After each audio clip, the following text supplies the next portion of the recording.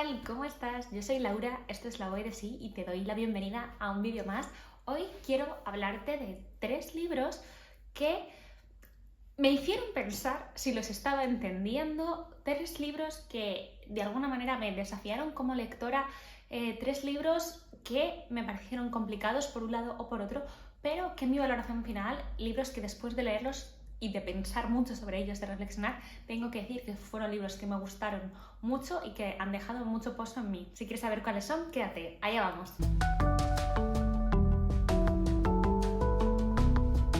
Lo cierto es que los 3 libros de los que os quiero hablar hoy son súper diferentes entre sí, pero tienen ciertos puntos en común. Por ejemplo, los 3 están escritos por autoras, tienen puntos distópicos en mayor o en menor medida, como luego veremos. Son además 3 novelas que yo considero bastante inclasificables, es decir, no están dentro de un género y ya está, es muy claro, ¿no? Están ahí como orbitando entre varios. Son novelas que en algún momento de toda la trama, de toda la lectura, me hicieron sentir en un punto u otro que quizás no estaba entendiendo lo que estaba pasando en ese momento, ¿no? Y que tienes que dejarte como fluir, tienes que confiar en la autora en este caso y decir, vale, esto, aunque no lo esté entendiendo ahora, va a tener un sentido después.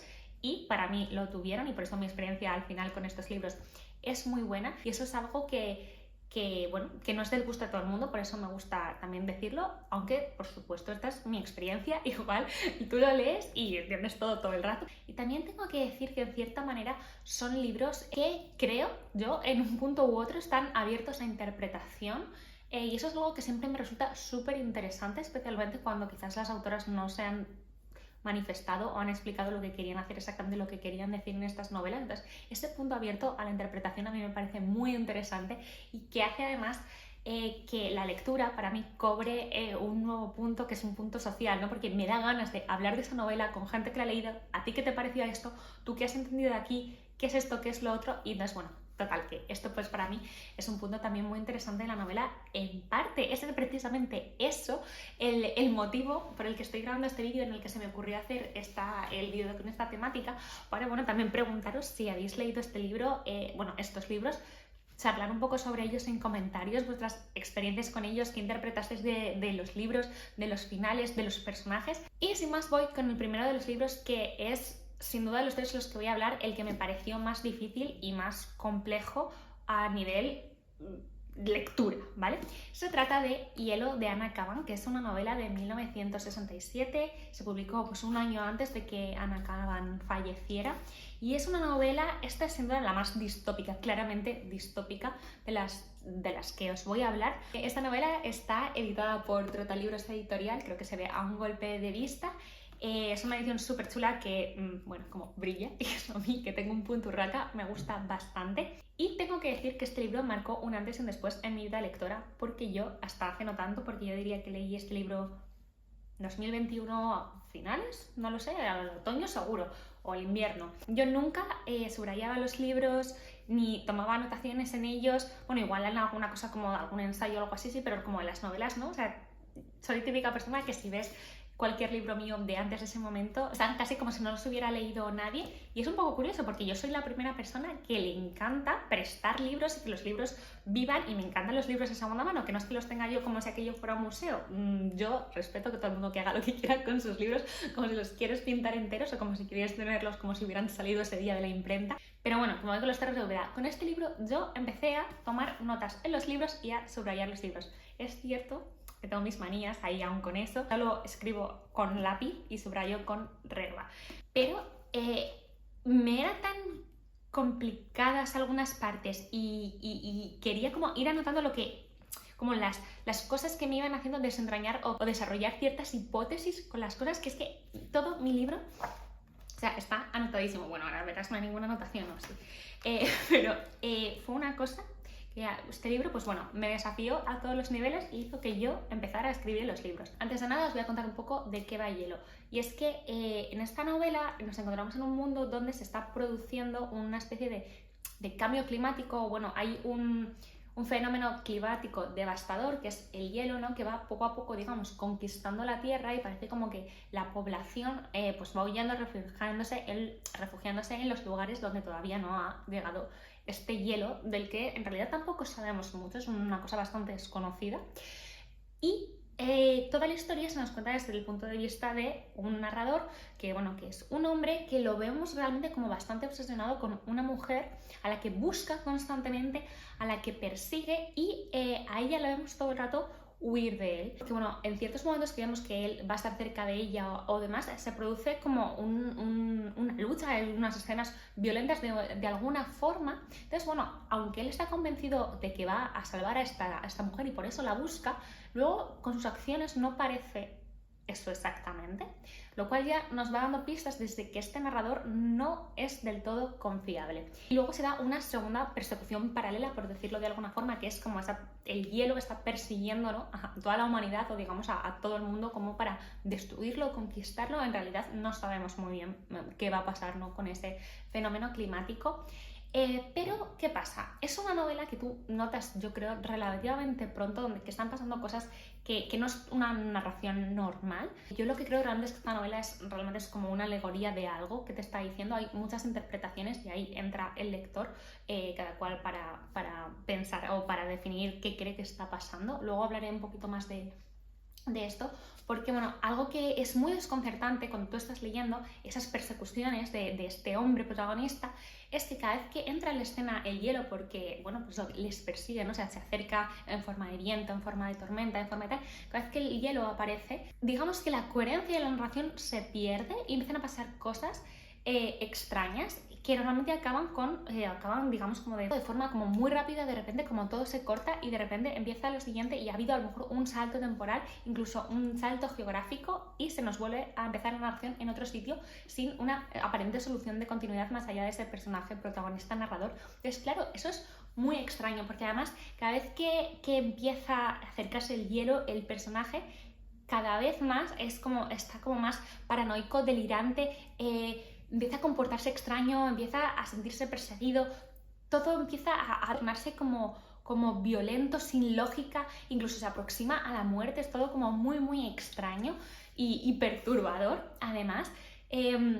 Y esto lo que te hace realmente es que tú todo el rato estés como pensando, ¿qué está pasando aquí? Y es curioso porque, bueno, con esos saltos temporales al final hay ciertos patrones que se repiten, ¿no? Que siempre está ese protagonista que está buscando o busca encontrarse o busca perseguir a esta chica una y otra vez y cómo se va aproximando a ella.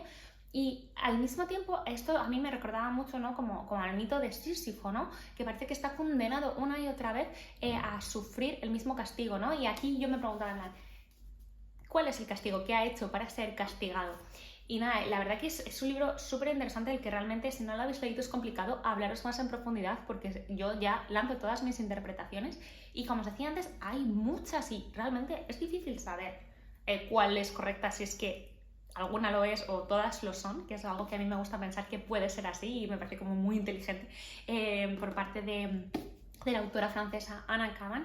Por ejemplo, Jan Totalibros, el editor de Hielo, él plantea una hipótesis en su nota del editor y él hace una interpretación bastante biográfica en relación con la vida de Anna Kavan. Sin embargo, José Carlos Rodrigo, que hace el prólogo, él hace otra interpretación completamente distinta de la novela, que está más pensada casi como una venganza de Gaia, ¿no?, de la Tierra contra el ser humano que ha buscado dominarla y que le ha hecho daño. Pues ahora hay que a ver quién tiene el poder, soy yo, ¿no?, y manda ese hielo destructor contra la humanidad. Yo, por ejemplo, lo interpreto como o sea, entiendo lo que dicen y creo que encaja ambas versiones, pero a mí, por ejemplo, yo lo interpreté más, cada uno, claro, tira para sus cosas, yo lo interpreté más realmente como una forma de una alegoría o una historia muy simbólica para hablar de salud mental. Tanto podría ser como una depresión de alguien que intenta luchar y sufre todo el rato, pues se ve como constreñido, ¿no?, por su propia mente. Y luego incluso también lo interpreté mucho y leyendo mis notas sobre el libro antes de hacer este vídeo, como incluso como una forma de hablar de una enfermedad mental degenerativa. Y a mí me encaja bastante, pero claro, es que esto es lo que yo os cuento y para nada creo que sea necesariamente eso, pero es algo que me fascina de este libro, ¿no? ¿Cuántas interpretaciones podemos darle a esta historia? Creo que cada lector va a poder sacar cosas. Es un libro que espero releer en algún momento y a ver qué pienso entonces. Es un libro que yo leí en lectura conjunta con John, de un amigo de Instagram, y me fue súper valioso leerlo juntos porque de verdad es un libro que me resultó bastante complejo, y ir pudiendo comentar paso a paso lo que yo pensaba, lo que él estaba interpretando y demás, pues me ayudó muchísimo porque de verdad, si no sé, creo que me habría quedado con menos. Y nada, me encantan, como digo, los libros que me hacen socializar y los libros que me hacen de verdad tener una experiencia muy activa con la lectura, que no simplemente pues leer y ya está, que a veces eso es muy necesario, pero estos libros que te desafían y te obligan a poner todo de ti y a hacerte preguntas, me encantan. Hielo, me encantó, la verdad, o sea, una pasada, una novela que quizás no sea para todo el mundo, pero que a mí me gustó muchísimo. Yo, antes de esta novela de Anna Kavan, ya había leído El descenso, que es una serie de relatos que está editado por Navona. Son una serie de relatos, pero en realidad están bastante interconectados entre sí, que también hablan sobre salud mental y de hecho, bueno, es un poco como una caída a los infiernos de alguien que va a acabar ingresado en un hospital psiquiátrico y un poco todas las cosas que le pasan, diferentes sucesos, paranoia, depresión, soledad. Es una maravilla. A mí es que esta autora, o sea, me parece una fantasía y un gran descubrimiento. El descenso, desde luego, me parece mucho más fácil de leer. El tema es durísimo y mucho más claramente durísimo porque no hay... Sí que tiene siempre como esas capas, porque es una autora muy buena, la verdad, y es muy delicada hablando y sabe escribir para crear diferentes niveles de profundidad y diferentes interpretaciones, pero digamos como es más fácil de leer. Y esta, bueno, pues para mí me resultó una novela algo compleja y una novela maravillosa. El segundo libro del que quiero hablaros se llama Altar y está escrito por una autora contemporánea estadounidense que se llama Catherine Lacey. Creo que salió en español en otoño de 2022, aunque el libro es de 2020 en realidad, y es una novela bastante cortita y muy ágil. Yo me la leí en un tren de Galicia a Madrid, en modo obsesión, yo con mis cascos allí, que me metí como una burbuja en este libro y fue en plan, oh my god, ¿qué estoy leyendo? O sea, me encantó y me obsesionó al máximo. Yo no conocía a nadie, ni siquiera en Instagram ni demás, que lo hubiera leído, por lo cual cuando al día siguiente de leerlo llegué a la oficina y mi compañero David, si estás ahí, hola, incluso la madre de David, si estás ahí, hola, me dijo que le había llamado mucho la atención ese libro. Fue en plan, mira, te lo dejo porque necesito que te lo leas, porque necesito comentarlo con alguien. Fue genial poder comentarlo con él porque... porque muchas cosas, pero sobre todo el final es algo que yo creo que es necesario comentar con gente cuando lees este libro. O sea, no puedes acabar este libro y decir, pues ¿qué leo ahora? Ya está. No factible. Os cuento. Bueno, primera cosa que me gustó mucho de Altar es su título, ¿no? O sea, yo hubiese como... ¿Qué es esto? No lo sé por qué, ya ves. Altar, pues también es como, ¿de qué va a ir esto? Esto me va a gustar. También esa imagen de la cubierta, no sé, a mí me daba como esa especie como de, esto aquí va a haber chicha, esto va a ser un libro que me va a gustar a mí. Y algo que yo hago siempre antes de empezar un libro es, siempre miro de qué año es originalmente y también miro cuál es su título original, y en este caso me gustó mucho porque aprendí una palabra que no conocía antes, que es pew, que es el título en inglés, que aunque en español se ha llamado altar, pew significa como banco de iglesia. Y esto es muy importante, aunque no es exactamente el título es el mismo, me parece muy bien jugado por parte de los traductores el título que se ha elegido, porque, el personaje que narra la historia y que va a ser el personaje protagonista, te empieza contando como los motivos por los cuales es una buena idea dormir en una iglesia, así de la nada, ¿no? Y después de eso, la historia comienza con que, se levanta la mañana siguiente porque está durmiendo en una iglesia y de repente está rodeado de todos los fieles de ese templo que están en plena misa, vaya.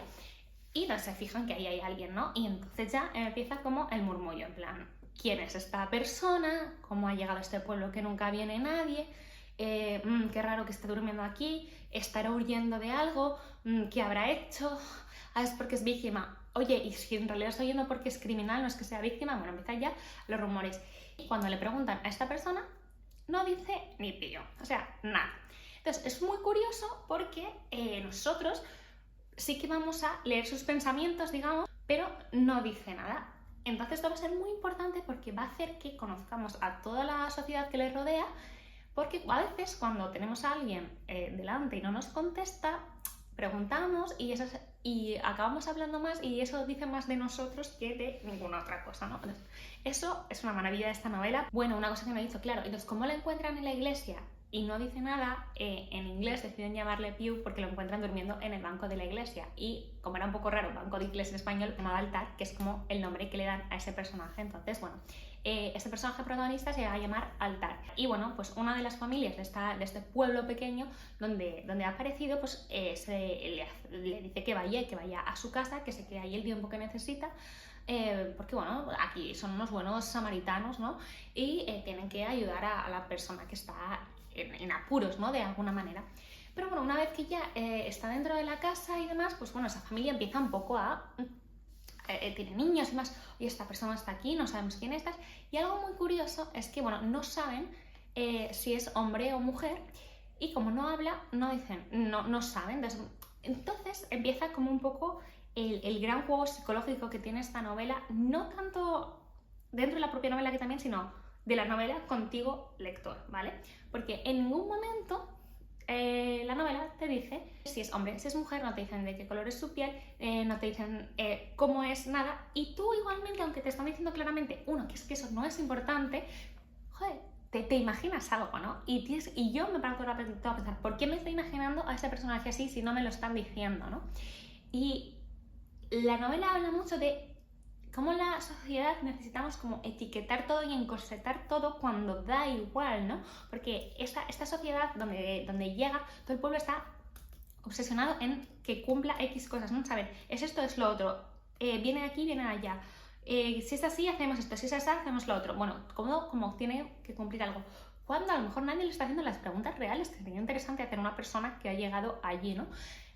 Bueno, es muy, muy interesante porque al final es una novela de comportamientos y al estar ambientada en este pueblo tan pequeño se crea como una especie de microcosmos donde, bueno, se ve reflejada toda la sociedad y que eso hace que en realidad sea extrapolable a cualquier parte del mundo. Y es que, ¿verdad? Es una novela que está escrita de una forma súper, súper inteligente, ¿sabes? Que es una barbaridad. Además, bueno, es que en tan pocas páginas, o sea, abre todos los melones. Habla de religión, habla de inmigración, habla de racismo, habla de política, habla de hipocresía, habla de la familia, habla del duelo, habla de la memoria, o sea, de verdad, o sea, etcétera, etcétera, etcétera. O sea, es que esto es una locura, es de verdad, me encantó, o sea, estuve obsesionada con esta novela, que lo que busca yo creo es hacerte reflexionar muchísimo de que por supuesto se puede pensar fuera, ¿no? de la masa de lo que piensa todo el mundo.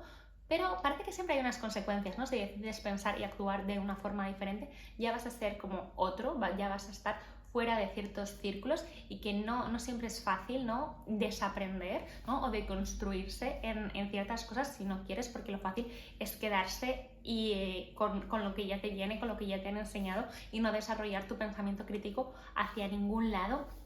También, como decía antes, habla mucho de la hipocresía de la sociedad, como todos guardamos cosas, como todos pensamos de una manera y actuamos de otra, en la fachada de lo que somos y de lo que mostramos. Bueno.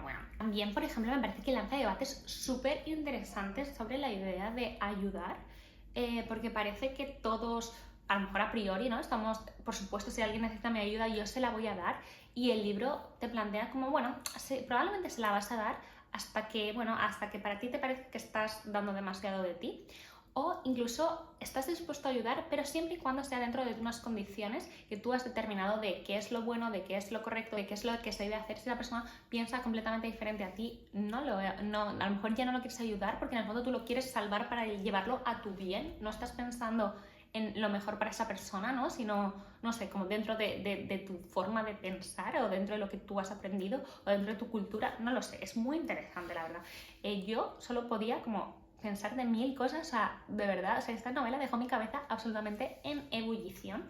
Además, también tiene puntos de tensión súper interesantes. Por ejemplo, cuando esta persona llega a este pueblo, parece que en unos días se va a celebrar el Festival del Perdón, que es una festividad que hacen todos los años, y es de esas cosas que no sabes qué va a pasar, pero hay muchísima tensión y bueno, como que todo se va organizando en torno a eso también. O sea, toca muchas cosas, la verdad. O sea, a mí Este punto, o sea, esa parte del festival me recordó un poco a la lotería de Shirley Jackson. Se parece en la idea de eso, de que hay como un evento que te da como malas vibras, pero no te explican en qué consiste hasta el final, ¿no? No digo que el desarrollo y lo que pase sea parecido, ni muchísimo menos. Me recordó ciertas cosas al cuento de la criada de Margaret Atwood, en el sentido de que tiene un punto distópico, porque es una sociedad bastante aterrizada en nuestra realidad, pero bueno, que tiene puntos que no suceden, ¿no? Que son pero cosas que realmente no existen en nuestro mundo y que también están narrado desde el punto de vista de un protagonista que parece que está un poco ajeno a toda esa sociedad y lo ves todo desde sus ojos, ¿no? Y eso también me parece muy interesante a la hora de realmente ver una visión neutra, ¿no? Una visión sin prejuicio de cómo somos, y eso nos hace reflexionar mucho sobre el tema. La verdad que está muy guay. Altar es una novela genial. Altar, ese personaje también, de verdad, no deja indiferente, te va a hacer pensar muchísimo por qué no habla. Además, parece que no tiene recuerdos y también va a ir recordando. Es una novela que pasan cosas, la verdad, no te da tiempo a aburrirte en ningún momento y bueno, el final es un punto clave de la novela, por supuesto que sí, y creo que no es un final que vaya a ser del gusto de todo el mundo. Para mí no es un final abierto exactamente, pero a mí me parece que es un final abierto a interpretación, ¿vale? O sea, yo creo que se cierra perfectamente, pero abierto a interpretación. Tengo que decir que la conclusión a la que llegamos David, mi compañero de trabajo querido, y yo fue la misma, pero creo que es una novela de la que me gustaría mucho hablar con gente para ver qué ha interpretado, porque yo creo que puede haber diferentes interpretaciones y creo que es una novela que os puede gustar mucho porque, bueno, es muy muy guay. Y el último libro del que quiero hablaros es Mapas territoriales de Lucila Grossman, que es una autora argentina. Este libro es de 2017, pero bueno, en España ha salido en 2022, editado por Lava Editorial, pero en Argentina y supongo que en Latinoamérica lo podréis encontrar con la editorial Marciana. Y bueno, este es, con diferencia, el libro más loco que he leído en todos los días de mi vida. Os voy a leer una parte de la sinopsis, ¿vale? Que yo ya con eso fue en plan, ok, voy a leer esto porque a poco estoy sorprendida e intrigada. Bla, bla, bla, bla, bla. Vale. Narrar la historia de una alucinada Virgen María del siglo XXI que, tras quedar embarazada y dar a luz todo en menos de 24 horas a un ser monstruoso y transparente, se comunica con él a través de una aplicación de su teléfono móvil. Bueno, esto sigue, pero yo con eso me vale. Entonces, básicamente, esta novela comienza cuando la protagonista se levanta con una resaca increíble que a mí me parece como probablemente la mejor resaca de la literatura, porque cómo lo explica es como increíble.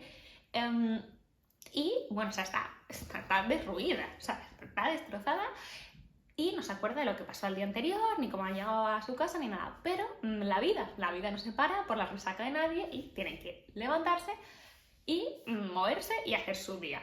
Entonces, bueno, de repente pues pasa en unas páginas que ella pues nada, se levanta, va al trabajo, deja el trabajo, se encuentra con gente, va a casa de su padre con el que no se habla desde hace no sé cuánto tiempo y ya ves que hay cositas.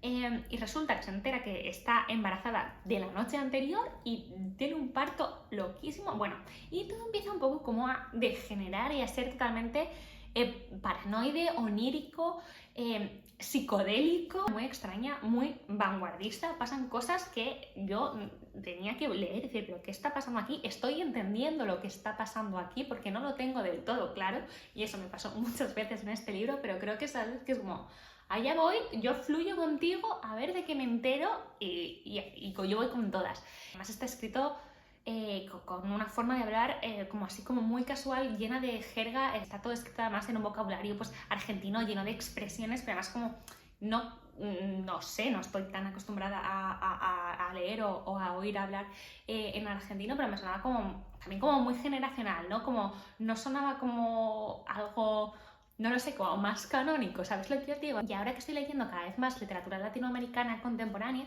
me doy cuenta, ¿no? Como de la libertad, ¿no? Y de la riqueza que da que las autoras y autores pongan en valor, ¿no? Cómo se habla en el día a día o cómo se habla en sus diferentes países y lo aporten en la literatura, porque claro, leo a Fernanda Melchor, México, Vanessa Londoño, Colombia, o Lucila Grossman, Argentina, y es un mundo completamente diferente y digo, joder, qué maravilla, qué riqueza es esta. Y me doy cuenta como que a veces lo tradicionales y aferrados a la RAE que estamos en España, ¿no? Que de repente, claro, llega Andrea Abreu, hace Panza de Burro y parece que nos vuela la cabeza, que me gustó mucho, pero que, joder, que esto ya estaba hecho y que se está haciendo en Latinoamérica con una normalidad aplastante y fantástica. Bueno, total, que ese lenguaje, esa forma de hablar, ese argentino tan vivo ahí, le da una frescura a la novela genial. Me parecía muy, muy divertida esas expresiones, algunas cosas un poco complejas, pero bueno, aquí estamos para eso.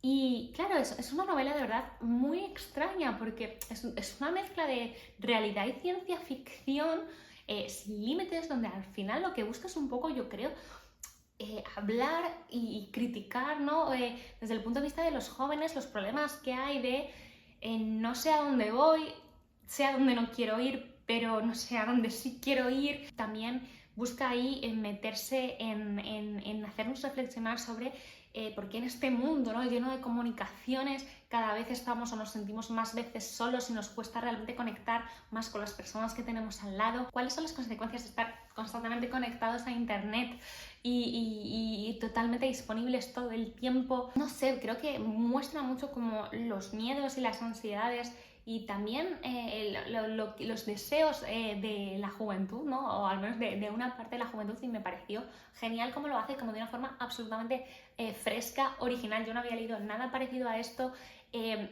Realmente pienso, cuando lo estaba leyendo decía, no tengo claro si me gusta, pero luego cuando lo acabé y pienso, y hace meses que lo leí, pienso en plan, sí, esto me ha gustado mucho y me gusta por diferente además.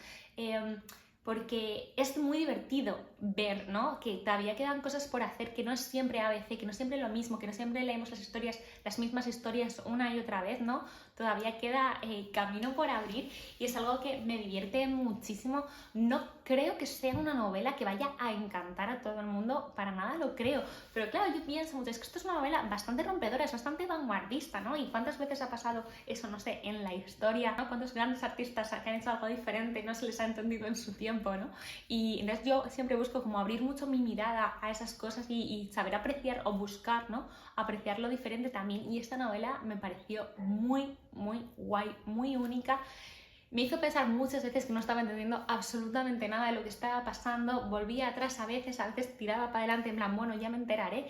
Y, o sea, me es difícil saber a quién recomendaría esta novela y a quién no, pero si te llama leer las cosas diferentes, si te ha llamado esa sinopsis tan extraña que te he leído, dale una oportunidad, porque la verdad que está muy, muy guay. Es otra cosa que a mí desde luego rompió mi zona de confort por todos los lados y me alegro mucho de que lo hiciera.